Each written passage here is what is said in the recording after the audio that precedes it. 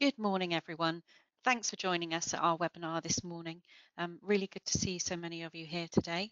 On the agenda today, we're going to be looking at the move to low GWP refrigerants, why there needs to be more emphasis and action towards very low GWP, and how Climalife can support you in this important route forward.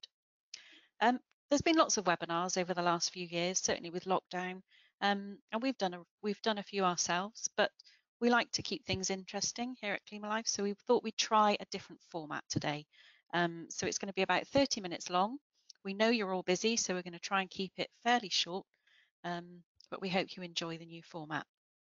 If you have any questions during the webinar, please add them via the chat box and we will respond to them all as soon as possible after the session. So joining me today, we've got Alan Harper, Neil Roberts, Dave Richards, Georgie Hillier, and me, Mel Summers. To begin with, we are going to have a brief look back at the market in 2021 and look at the learnings that we can take to help us in 2022 and beyond. So Alan, would you like to say a few words to start us off today? Yeah, thanks, Mel. And again, for me, a very warm welcome and thank you for taking the time to attend our webinar. I'm sure all of you will agree that 2021 was a year unlike others. Firstly, the relatively short notice to implement Brexit, which initially did cause some problems with customs, but quickly ironed itself out. We also started 21 with the new UK F-gas quota system, which actually worked out quite well in that most fillers and packers had good stock levels at the end of 2020 to supply in 21. And secondly, there was a general downturn in demand, especially in the commercial refrigeration sector. During 21, we saw some product shortages, but more importantly, an increase in lead times for products coming from outside of Europe, and the general shortage of trucks and drivers in UK and Europe, which contributed to increased lead times and the reset of our expectations in terms of service and delivery. Despite a general downturn in demand, it was still a very good year financially and performance-wise, where we worked hard to ensure a continued supply of all of our products and services to our customers, and we saw a continued increase of the move to lower GWP refrigerants.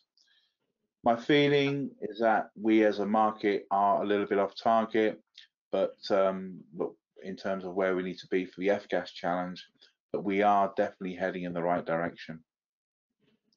It was really great to see some easing of the restrictions for COVID towards the end of the year, where it was a real pleasure to see many of you in person. And we also had the chance to celebrate the retirement of Peter Dinich, who, after nearly 25 years of service, has now been replaced by Neil Roberts, who will continue to drive our technical approach to the market and assist customers to make the right refrigerant choices. I'd also like to take this opportunity to thank the team at Climalife for all of their hard work in 2021, who were able to cope and did a very good job in a very difficult and challenging year. That's my summary for 21. Thanks, Alan. So Dave, from a customer perspective, what was the view on the market in 2021? Thank you, Mel, and good morning, everybody. It's certainly been another challenging year for all of our customers too. I mean, businesses and the industry are slowly starting to recover post-COVID, and let's not forget the challenges that Brexit presented, as Alan has mentioned. I think every aspect of the supply chain has been hit over the last 12 months. Delivery issues, driver shortages, not just here, but across all areas of the business as well as our own. More specifically, microchip and equipment shortages continue to hamper the recovery. Although there are signs of improvement that we're told, really yet to see them return to normal. I know that some customers have had long delays due on a number of these issues, and there are signs that the projects are beginning to get completed in the first few months of this year. Okay, thanks, Dave. So where are we now? What do we think lies ahead in 2022? And how do we really see this year as shaping up? Alan, do you have some more thoughts on that? Yeah, thanks again, Mel. Yeah, 2022. So we've hit the ground running in terms of volume demand, and we're very, very optimistic for the rest of the year ahead. We forecast that the general global supply chain issues will continue for a while, but could start to ease from Q3. As from June this year, there's going to be additional customs procedures involved for the import-export with Europe, which may create some additional delays. So my advice is now to check with your customs brokers to ensure that they're ready. Notwithstanding what is happening in Eastern Europe at the moment, as I've said, we're very positive, very optimistic about the year ahead, and we believe that demand will increase significantly compared to last year as the UK and Ireland recover economically and the supply chain will get better so that all the products and services we need will be available. We're going to continue to have a big focus around driving the market to low GWP solutions, and during the course of the year you'll see many initiatives coming from Climalife. Aside from our general marketing activities, you'll see flammability training, customer and supplier events, technical seminars, and the introduction of new products and services. Talking about new products, one of the products that I wanted to talk to about is our new Greenway Neo, which is a heat transfer fluid made from a renewable source and has NSF approval, which is the certification for safety in case of contact with food. A product well worth looking at in that the viscosity gives good energy performance and works really well in the agro-food applications and the growing heat pump market, which is going to grow significantly. I think it's a really interesting product for our markets. Again, I'd like to thank you all for your business. Thank you for attending today, and I look forward to catching up with many of you in the coming months. Thank you. Thank you, Alan. So looking at things specifically from a refrigerant perspective, what can we expect this year now in terms of legislation, F-gas, and looking at refrigerant choice? Thanks, Georgie. Well, this year, of course, we've had 2 new application bans come in on the F-gas legislation. The first one concerns hermetically sealed commercial refrigerators and freezers. They have to use a refrigerant with a GWP less than 150. And in retail refrigeration systems, multi-compressor systems greater than 40 kilowatts also now have to use a refrigerant with a GWP less than 150. So hopefully that's not a surprise to anybody and you're already doing that. But if not, you can come to us and talk about what options are available. Then of course we have the next step down coming later at the end of next year, and that's something that everyone needs to be working towards. Later this year in April, we will get the first view of the draft EU revision to the F-gas regulation. So we'll see what new elements are introduced there. But one thing we can be sure of is that it's going to be driving towards lower GWP, just as the current one is, but maybe even more vigorously. So looking at low GWP is just so important as we move forward. And obviously we can split that into 2 sections. One is the current existing equipment, so retrofits, and it's really important. If you've not already retrofitted from higher GWP products, then you should be looking to do that. So if you're still running with 44A, 507, you really need to be looking at a much lower GWP option than those. And even if using some of the 407 products, there may be some justification in looking at lower GWP products there, like the 448, 449 products. Even if you're using 134A, it may seem a relatively low GWP, but R513A is also available and much lower GWP. So you really should be looking at retrofitting from 134A to 513A. It's a relatively straightforward retrofit, and it's less than half the GWP, excuse me. Then we move on to the new equipment. If you're installing new equipment today, you really need to be looking at low GWP. If not, then you could be in a situation where that equipment may not fulfill its full lifetime. There are no retrofit options beyond 448, 449 or 513A, which can easily be changed over. All the very low GWP products are not suitable for retrofits. So you need to be looking at installing new equipment if you want, with a very low GWP from the start, if you want it to maintain its full life time. That may be for 448 type products. You've got the 454A, the 454C, or the 455A. Those are all products which could be used to replace in 448 type applications. For R410A, of course, we've got the R32 and the 454B are the current most popular refrigerants for those applications. And for 134A, I've already mentioned the 513A, that's potentially for new equipment as well.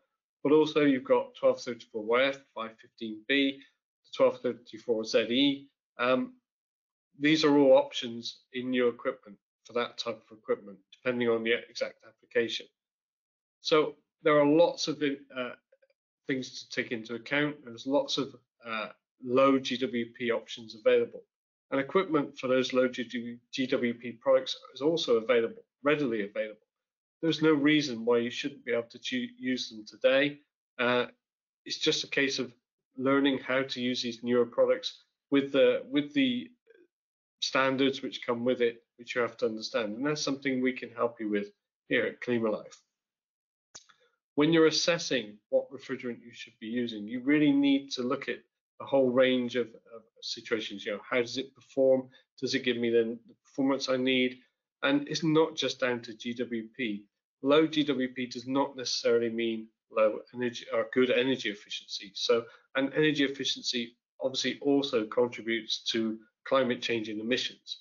So you need to make sure whatever option you're looking at not only achieves the GWP requirements under the F-gas, but also you're not making things worse by using a lower energy efficiency product, which may in the end actually cause more emissions over the lifetime of that equipment. So lots of things to think about, and as always, we're here to help you with whatever you come up with. Thanks, Neil. It's something that we talk about all the time, and you mentioned it there, that people need to move to the lower GWP refrigerants. But what's your opinion in terms of how quickly the market is moving? Is it moving quick enough to use in the lower GWP refrigerants? Well, some people may follow us on LinkedIn. They would have seen recently we ran some polls on LinkedIn asking those very questions. The results of those polls are very clear. 90% of people didn't think we were moving fast enough towards GWP. And when we asked the reasons why, there was a split between budget restraints and knowledge. Both of those very prominent and the main reasons why they didn't think people were moving forward. The budget restrictions, well, that's something that has to be dealt with, but the knowledge side of it, there's no excuse for that. There's plenty of knowledge out there. There's plenty of people like ourselves available to help people with that knowledge. When we look at the phase down, I already mentioned we're looking at the next step occurring at the end of next year.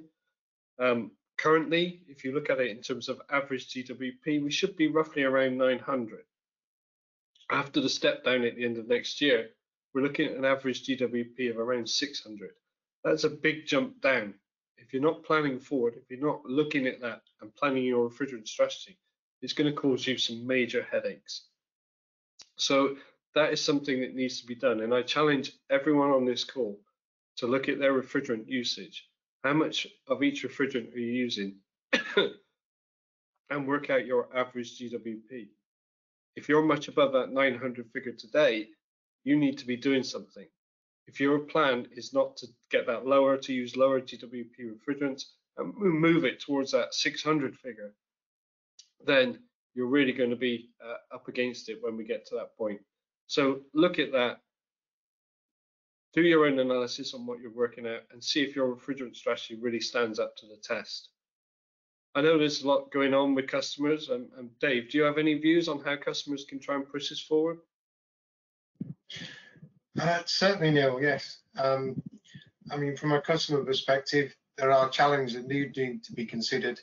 We are beginning to see more and more equipment, as you say, becoming available with low GWP options, but it can be confusing.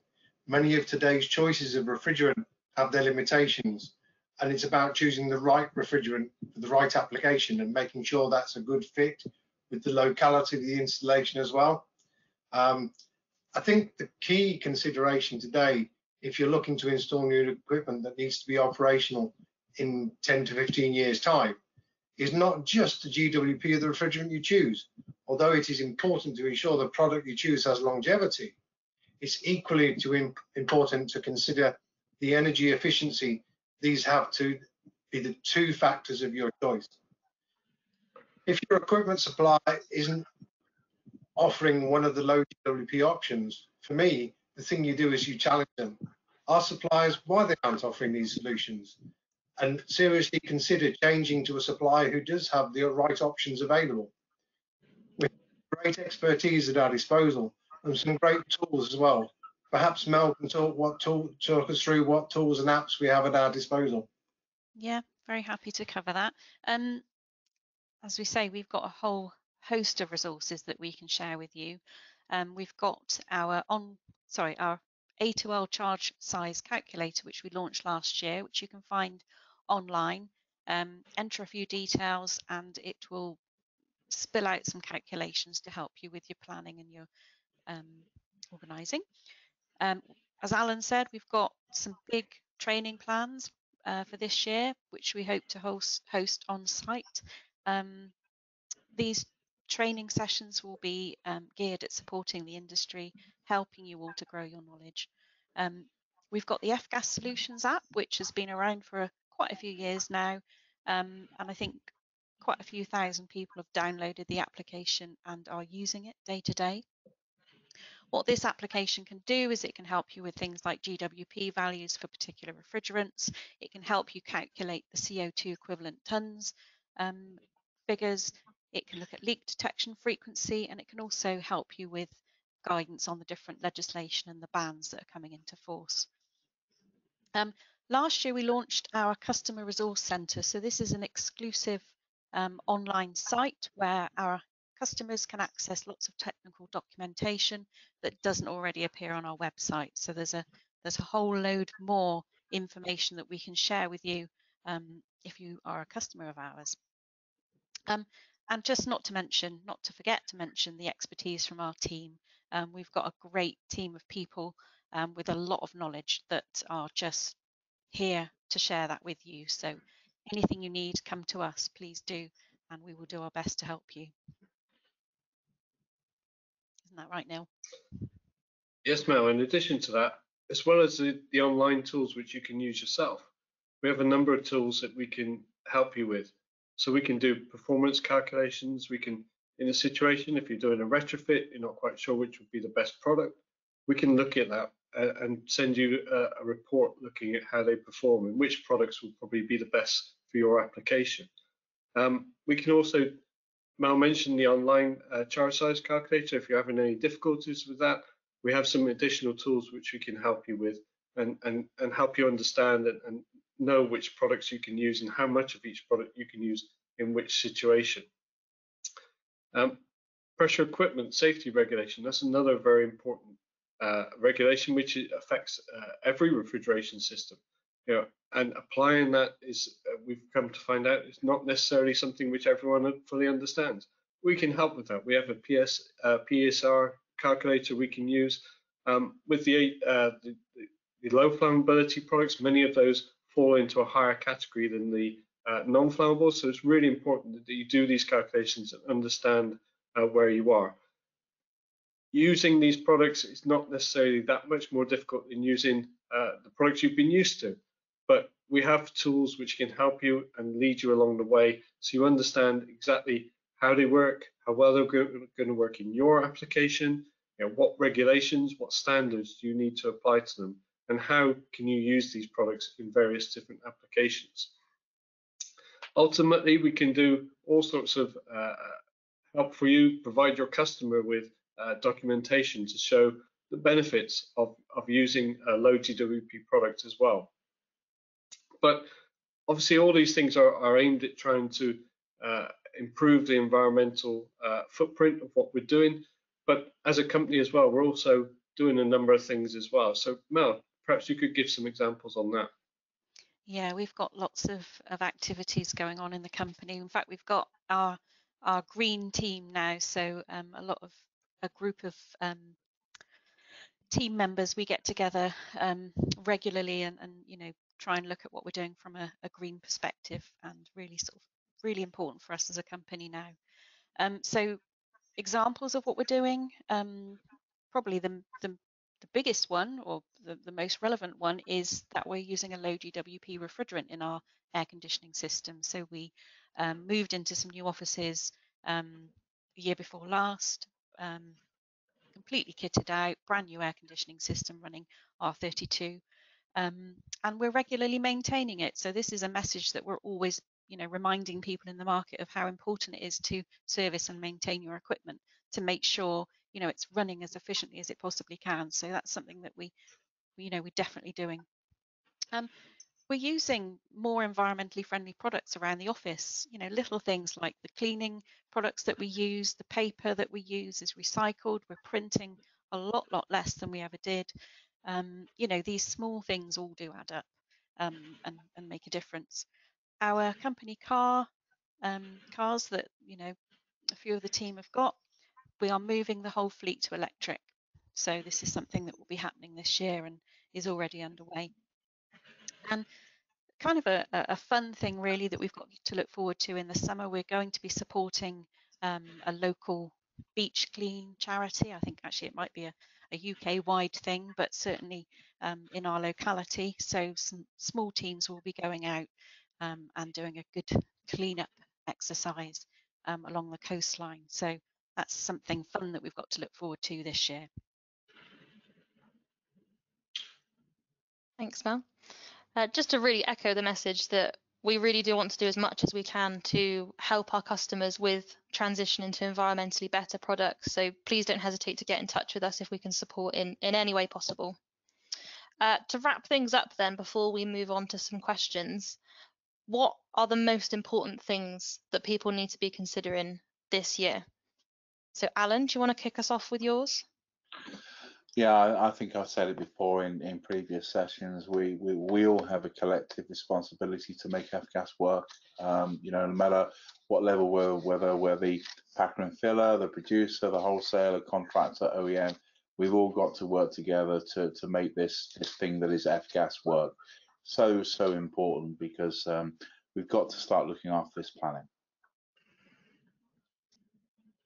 Thanks, Alan. That's a really good one.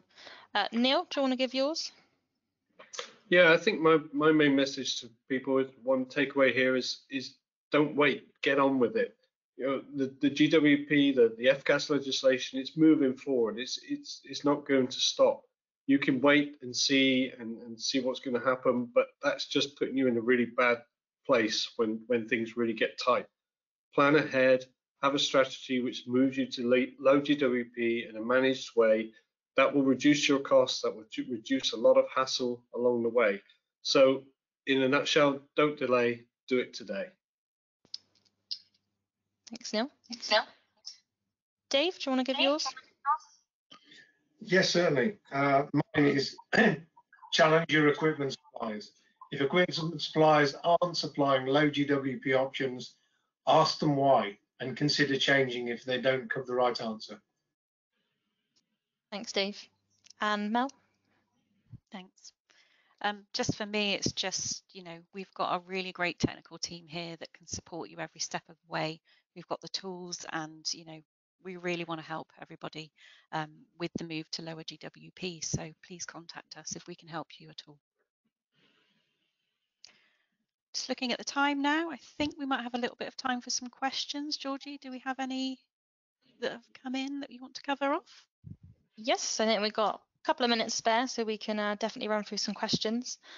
So the first question we have is, do you have any examples of where the low GWP refrigerants have successfully been used?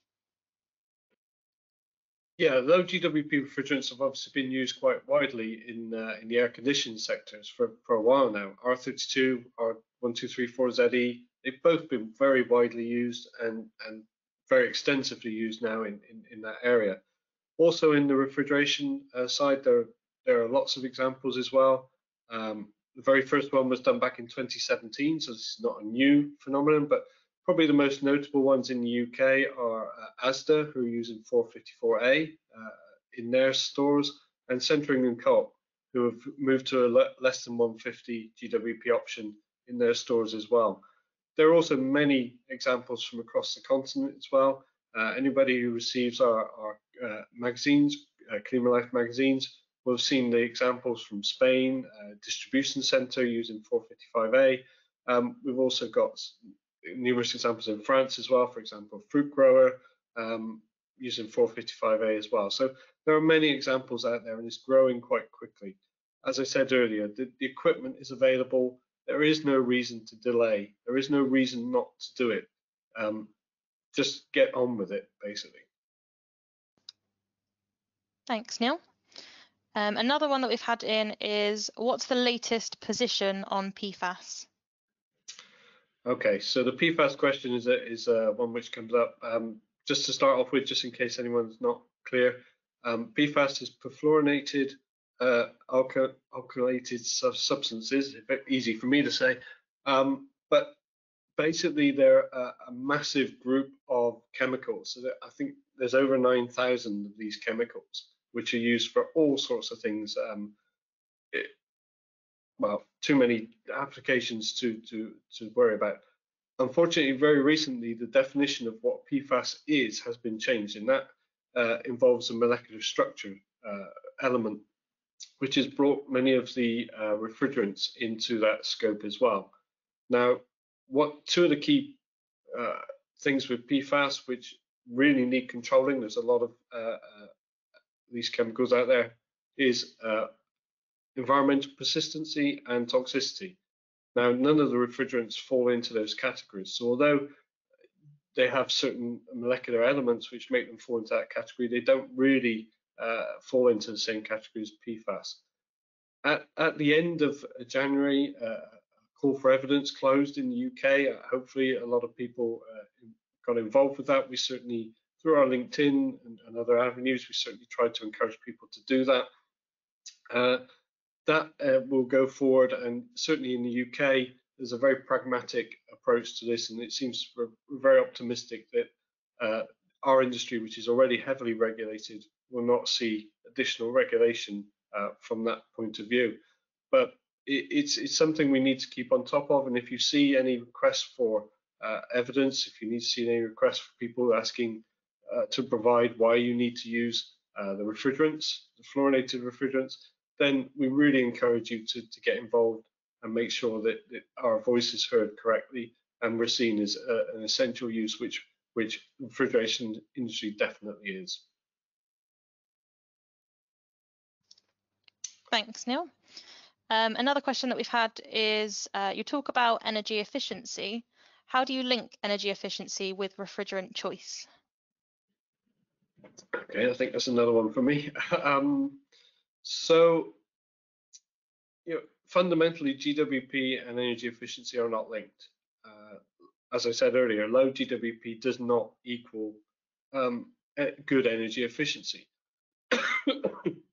So you really need to assess the application, you need to assess the equipment on how it's going to perform in that situation. We have the tools here, we can help with that, we can do the calculations, whether it be a fluorocarbon system, a CO2 system, we can do those calculations, and we can assess the energy efficiency of the overall system, and we can even look at the overall emissions, lifetime emissions, if that's something that's interested in. Typically, what you'll find is fluorocarbon refrigerants do have better energy efficiency than something like CO2, but we have to look at each case, one by one, and make that judgment, and that's something we can do. So, low GWP, really important, and of course we have to really push to get below those figures, the numbers we mentioned earlier, and ideally, ultimately, we're looking to get below 300 as a figure for the whole industry. But it's not the only thing you need to look at. Look at the energy efficiency, because that could actually undo all the good of using a low GWP if it's not energy efficient. Thanks, Neil. I think that's probably the last question we've got time for today, but if you have raised any questions, we will answer them after the session and they will be sent out to you as well. Alan, do you have any final words to end the session today? Yeah, a little bit of a summary, really. I think 2021 was difficult for everybody in one way, one way, form or another. Lots of many things that went on, but I think that it's made us all very resilient. And moving forward, I think we're possibly better and stronger and better prepared for any other challenges that might come our way. I think we should all have a positive outlook on 2022. I think we're already seeing a huge demand, lots of questions, and we've got a very, very busy year ahead of us. We've got a lot of technical resources here, not just in Neil and Dave and some other salespeople here, but we've got lots of information. Mel's mentioned our customer resource center. There's a lot there. I know many of you will be already linked in with that, but if you're not, please contact the marketing team, and we're here to help you. That's the big thing. I'd like to thank everyone for attending today, but more importantly, I'd like to thank all of my other panelists, and especially to Georgie and Mel who put this together. So they've done a great job. And again, yeah, thank you, and see you again soon. All right. Thank you, everyone. Thank you. Bye-bye. Thank you. Bye-bye. Bye-bye. Bye. Bye. Bye.